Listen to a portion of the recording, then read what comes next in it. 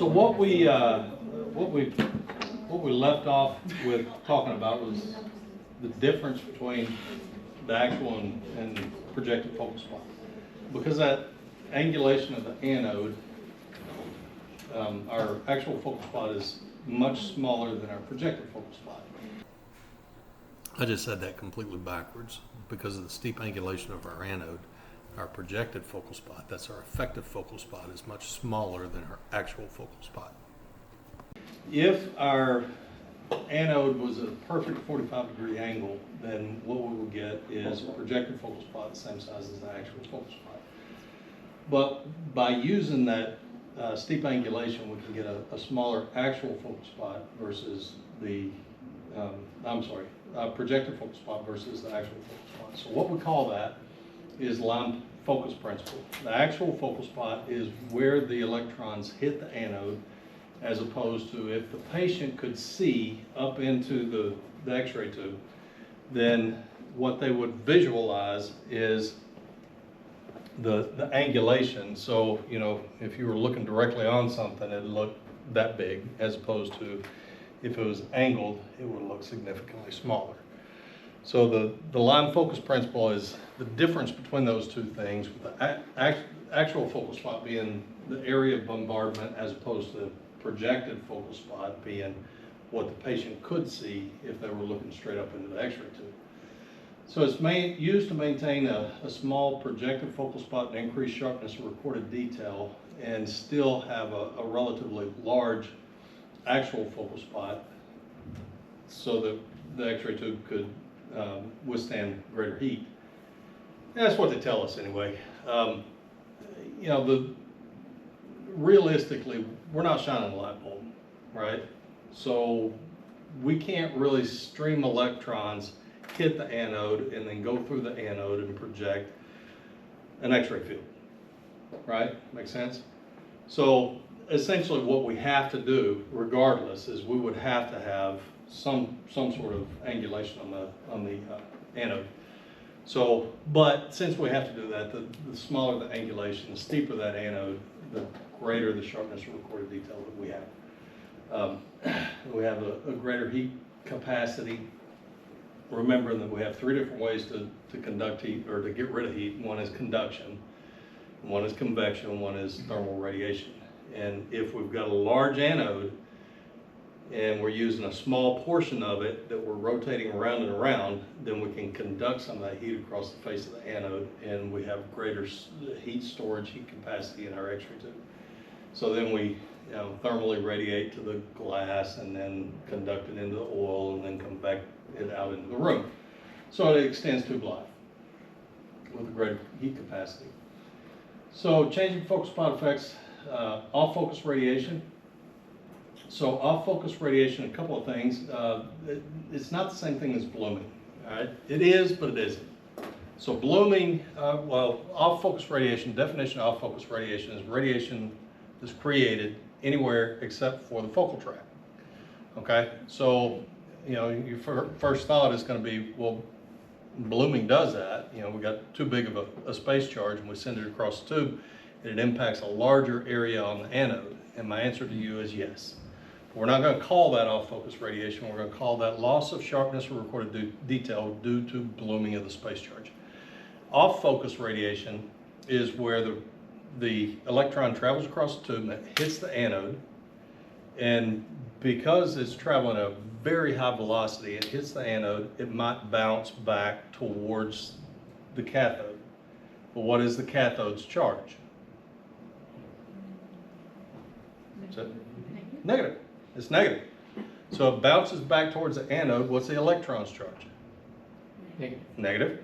So they're going to push against each other. What's the anode's charge? Positive. So it's going to re-accelerate towards the anode, and it's going to hit somewhere else, and it's going to make an X-ray photon in that somewhere else. Okay, that's off-focus radiation. Blooming, technically, yes. I'll agree with you 100%. But for testing purposes, that's blooming. Off-focus radiation is where we get that bouncing of electrons. So if you answer, you know, blooming on off-focus radiation, you're going to get that wrong.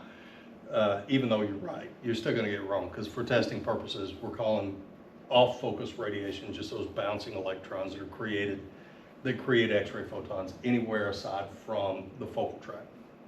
Okay? Blooming, something different, even though it's off-focus radiation, is something different.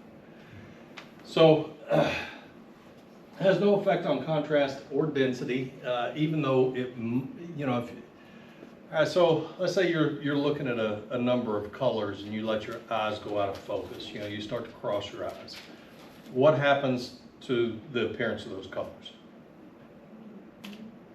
Kind of get fuzzy and harder to distinguish, right?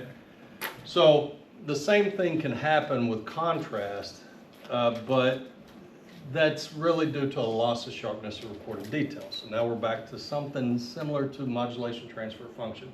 You got to have that sharpness to see the contrast. You got to have contrast to see the sharpness, right? So we're going to say that even though you might not be able to visualize it, because of a loss of sharpness or recorded detail, we're going to say it has no real effect on contrast or density. So loss of sharpness or recorded detail, focal spot size, increased focal spot size, has no effect on that. The Heal effect is, if you remember, the difference in intensity between the cathode and the anode end of the X-ray tube, and it's due to the filtration effect of the anode itself. So if, let's say, all this, you know, that down there at the bottom, the writing at the bottom, were to reflect the window where all the X-rays exit, in my hand, or better still, this were to represent the anode, then in order for X-rays to exit through this end, they're going to have to penetrate a portion of the anode, right? So naturally, the intensity coming out from this end is going to be less than the intensity going out of that end, right? Because what do they have to penetrate to get out over there? Nothing, right? So intensity is going to be greater at the cathode end of the X-ray tube than the anode end of the X-ray tube. So how we use that is we would put the thicker end under the anode or cathode end of the X-ray tube, thinner end of the anatomy under the anode end. So we're doing feet. Toes are down here, ankles over there, right? We're doing T-spine. C-spine end is over here, abdomen end is down there, right? Greater intensity going through more, you know, thicker tissue. The one thing about the anode Heal effect is that the further out it goes, the worse it gets. So if we were to count the center of our central ray to be 100% of the intensity that we want, then the anode end may be 120%. Now the cathode end may be 120%. The anode end may be 80%. Okay? You follow me? So that's with, let's say, a 40-inch distance with your collimators open all the way. Okay? So if you back up to 72 inches and you want to cover the same field size, what do? Collimate. Yeah, collimate. So what you're using is more of this portion of the X-ray beam as you back up. Does that make sense? Mm-hmm. So the anode Heal effect becomes less pronounced at increased SIDs. Okay? So again, it's kind of like a divergence thing. As SID increases, divergence becomes less significant. Anode Heal effect becomes less significant as well. The other thing is that the blur, inherent sharpness of recorded detail, is going to be greater on the cathode side. So you get better intensity on the cathode side, but you sacrifice some of the sharpness of recorded detail on the cathode side.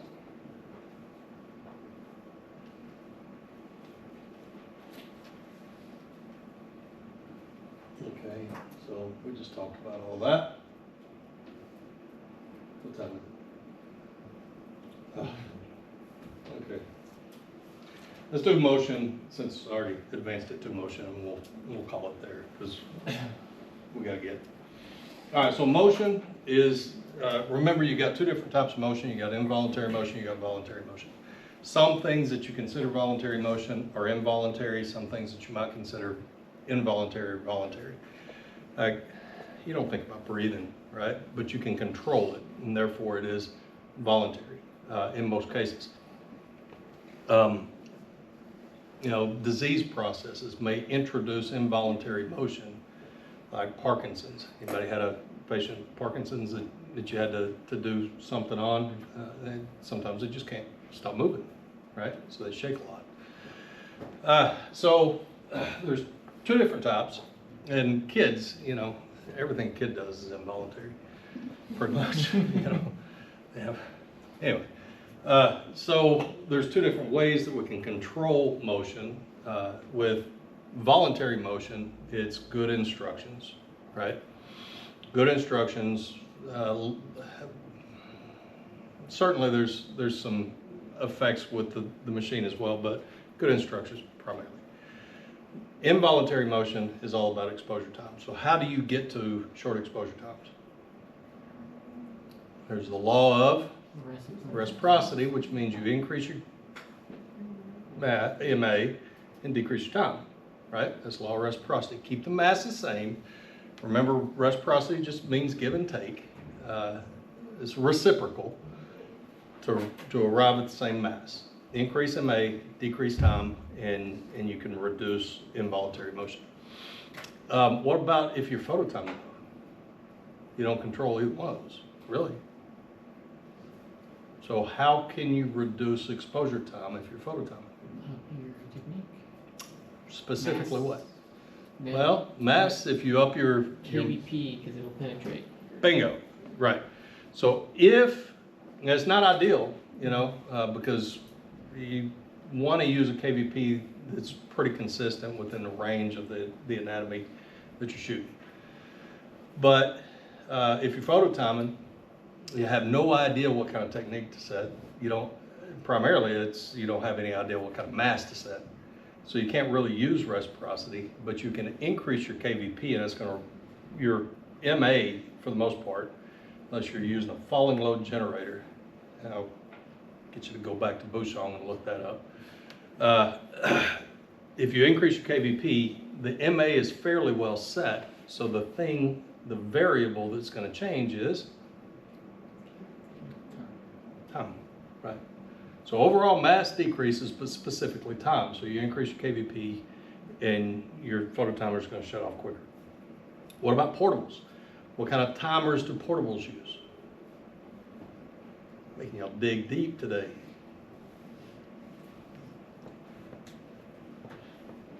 A lot of blank stares. It's what we refer to as a mass timer. So portables, when you set your technique on portable, they have a set MA station, 100 MA.